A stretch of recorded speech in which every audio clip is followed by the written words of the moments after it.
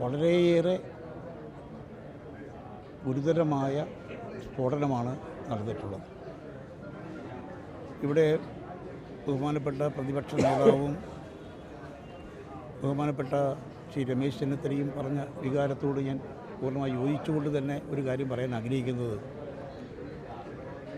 ഓരോ ദുരന്തം കഴിയുമ്പോഴും വളരെയേറെ ചർച്ചകൾ വ്യാപകമായി ഉണ്ടാവാറുണ്ട്.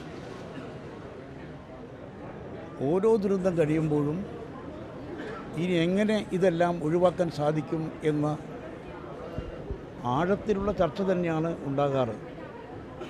പക്ഷേ നിർഭാഗ്യവശാൽ ആ ചർച്ചകളെ തുടർന്ന് അല്ലെങ്കിൽ അന്വേഷണ റിപ്പോർട്ടുകളെ തുടർന്ന് ഫലപ്രദമായ നടപടി ദീർഘവീക്ഷണത്തോടുകൂടി ഉണ്ടാകാറില്ല എന്നുള്ളതാണ് യാഥാർത്ഥ്യം. പലപ്പോഴും ഔദ്യോഗിക സംവിധാനത്തിൻ്റെ ഭാഗത്തു നിന്ന് വീഴ്ചകളുണ്ടാകും. ഫലപ്രദമായ കരുതൽ നടപടികൾ, സുരക്ഷാ നടപടികൾ പാലിക്കാനും ശ്രമിക്കാറില്ല. അതുകൊണ്ട് നാടിനെ ആകെ ദുഃഖത്തിലാഴ്ത്തിയ ഈ ദുരന്തത്തെ സംബന്ധിച്ച് കൃത്യമായ അന്വേഷണം, സമഗ്രമായ അന്വേഷണം ശാസ്ത്രീയമായ തലത്തിൽ തന്നെ നടത്തേണ്ടിയിരിക്കുന്നു. അതോടൊപ്പം തന്നെ ഒരു കാര്യം എനിക്ക് പ്രത്യേകിച്ച് പറയാനുള്ളത്, നമ്മുടെ നേരത്തെ ഇവിടെ സൂചിപ്പിച്ചതുപോലെ വെടിക്കെട്ടൊക്കെ പരമ്പരാഗതമായ ആചാരങ്ങളുടെ ഭാഗമാണ് എന്നതിൽ സംശയമൊന്നുമില്ല. പക്ഷേ ഈ പലപ്പോഴും ഉണ്ടാകുന്ന ദുരന്തങ്ങളുടെ പശ്ചാത്തലത്തിൽ എങ്ങനെ ഇതെല്ലാം ഏതു പരിധിവരെ പോകണം, ഏതെല്ലാം തലത്തിൽ മുന്നോട്ട് പോകണം എന്നതിനെ സംബന്ധിച്ച് ഭരണകൂടങ്ങളും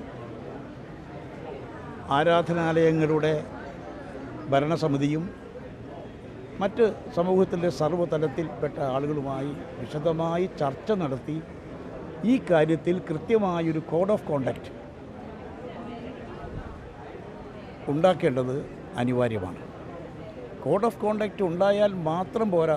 പലപ്പോഴും കോഡ് ഓഫ് കോണ്ടക്റ്റൊക്കെ ഉണ്ടാവാറുണ്ട്. പക്ഷേ മുൻകാലത്തെ പോലെ ആകരുത്. കൃത്യമായൊരു കോഡ് ഓഫ് കോണ്ടക്റ്റ് ഉണ്ടാകുകയും അത് ഫലപ്രദമായി ഇംപ്ലിമെൻ്റ് ചെയ്യും, അതിനാവശ്യമായ നിയമങ്ങൾ രൂപീകരിക്കും.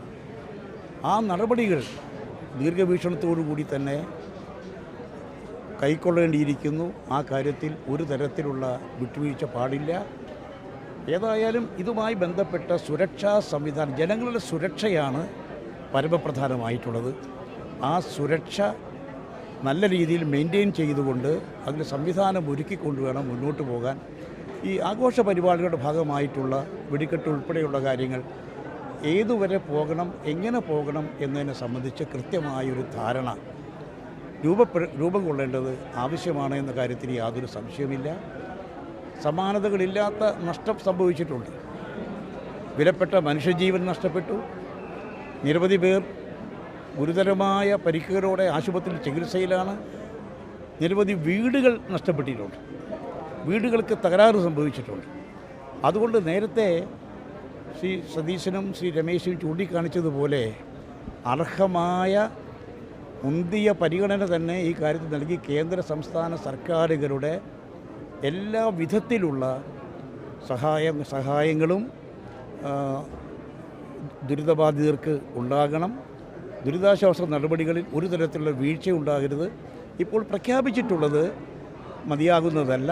അതുകൊണ്ട് ആവശ്യാനുസരണം എല്ലാം നഷ്ടപ്പെട്ട, തങ്ങളുടെ കുടുംബാംഗങ്ങൾ നഷ്ടപ്പെട്ടവർ, സർവസ്വവും നഷ്ടപ്പെട്ട ആളുകൾ, അവർക്കതിന് കൃത്യമായ പരിഹാരമുണ്ടാകാനുള്ള ഒരു കളമൊരുക്കുക എന്നുള്ളത്, നടപടി സ്വീകരിക്കുക എന്നുള്ളത് പരമപ്രധാനമാണ്.